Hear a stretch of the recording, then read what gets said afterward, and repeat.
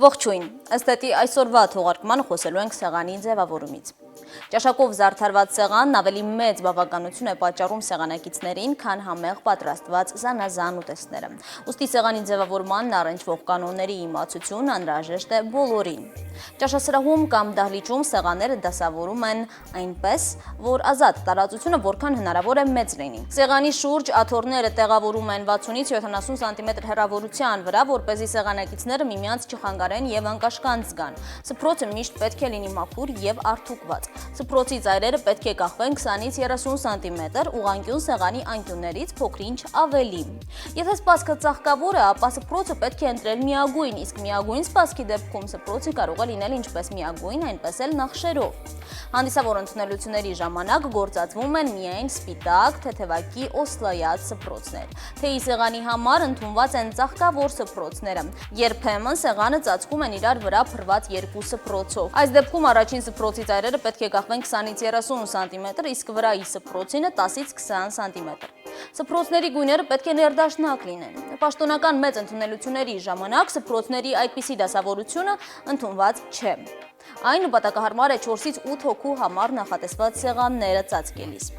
Անձեռոցիկ օգտագործում էին դեռևս հին հռոմեացիները։ Հետագայում այն գործածությունից հանվեց եւ միայն 15-րդ դարում կրկին սկսեց օգտագործվել։ Սկզբում օգտվում էին միայն կտորե անձեռոցիկներից, այնուհետև եկան այն եզրակացության, որ կտորե անձեռոցիկների գործածությունը հիվանդանոցներում, ճաշարաններում, հանգստյան վայրերում հակահիգիենիկ է, քանի որ դրանք հիվանդությունների տարածման միջոց են։ Այդ պատճառով 19-րդ դարի վերջում մեծ տարածում գտան թղթե անձեռոցիկները։ Մեծ անձեռոցիկները նախատեսված են նախաճաշի, ճաշի եւ ընթրիքի համար, փոքրերը թեյի, սուրճի սեղանների եւ ալա ֆուրշետ ընդունելությունների համար։ Անձեռոցիկների գույնը պետք է համապատասխանեցնել սփռոցի գույնի հետ։ Եթե սեղանը ծածկված է երկու սփռոցով, ապա անձեռոցիկը պետք է լինի հիմնական սփռոցի գույնի։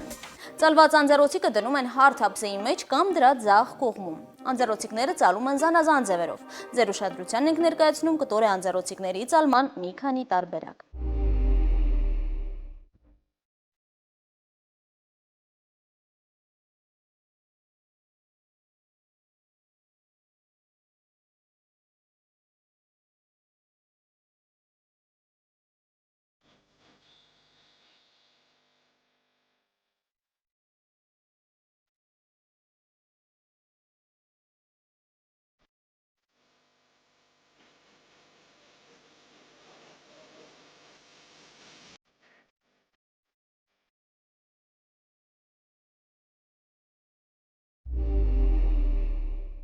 Ծաղիկները զարդարում են սեղանը եւ տոնական տրամադրություն ստեղծում։ Դրանք սովորաբար դնում են սեղանի կենտրոնում կամ ամբողջ սեղանի երկայնքով մի քանի տեղ։ Ծաղիկները լավ է տեղադրել ցածրիկ ծաղկամանների մեջ եւ դնել այնպես, որպեսզի դրանք չծածկեն ամաններն ու ուտելիքները, ինչպես նաեւ դեմ դիմաց նստած մարդկանց դեմքերը։ Ծաղիկները պետք է ներդաշնակ լինեն ծաղկամանների, սպասքի, սփռոցի եւ անձեռոցիկների գույնի հետ։ Խորհուրդ չի տրվում մի ծաղկամանի մեջ 9 ծաղկից ավելի դնել, ավելի գեղեցիկ է դիտվում 3-ից 7 ծաղիկը։ Խորհուրդ չի տրվում նաև սեղանին դնել խիստ բուրավետ ծաղիկներ։ Սեղանը կարելի է զարդարել ինչպես ջերմոցային, այնպես էլ դաշտային ծաղիկներով։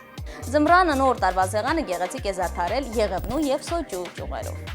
Ինչ վերաբերում է սեղանի սպասքին, ճաշի եւ ընթրիքի ժամանակ գործածվում են տարբեր տեսակի ափսեներ։ Ճաշի խոր ափսեները լինում են մեծ եւ փոքր։ Դրանցով մատուցվում են ապուրներն ու շիլաները։ Ճաշի մեծ հարթ ափսեները նախատեսված են երկրորդ ճաշատեսակի համար, միջին մեծության հարթ ափսեները խորտիկների համար, փոքր հարթ ափսեները հացի համար։ Սպասքը սեղանին դասավորվում է հատուկ կանոնների համաձայն։ Նախ եւ առաջ սեղանի վրայի ամբողջ ամանեղենը պետք է լինի մեկ ուղիղ գծի վրա։ Հիմնական ափսեների, ինչպես նաեւ դանակ պատառաքաղի ծայրերը պետք է սեղանի եզրից լինեն 1.5-ից 2 սանտիմետրով հեռու։ Հացի ափսեն, ինչպես եւ բանջարեղենի կամ քաղցրեղենի ափսեները դրվում են հիմնական ափսեից ձախ 5-ից 15 սանտիմետր հեռավորությամբ։ Դանակը դրվում է հիմնական ափսեից աջ, սուր կողմով դեպի ափսեն, պատառաքաղը ձախ, սուր ծայրերը դեպի վեր։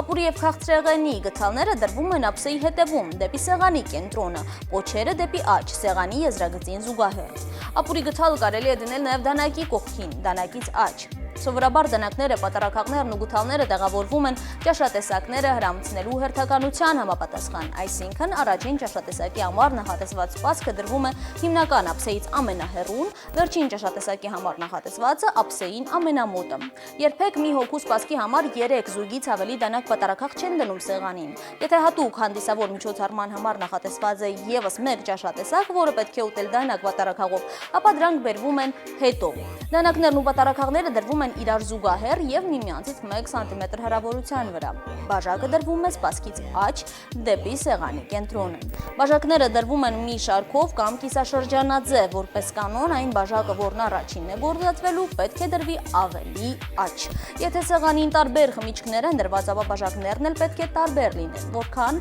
այսպես ասած, ուժեղ է խմիչքը, այնքան փոքր պետք է լինի բաժակը։ Այդ պատճառով էլ օղին եւ լիկյորը հրամցվում են ըմպանակներով, որոնք անհամեմատ փոքր են։ Կոնյակը ընդունված է լցնել վերևի մասում նեղացող մեծ բաժակի մեջ այնքան, որ հազիվ հատակը ծածկի։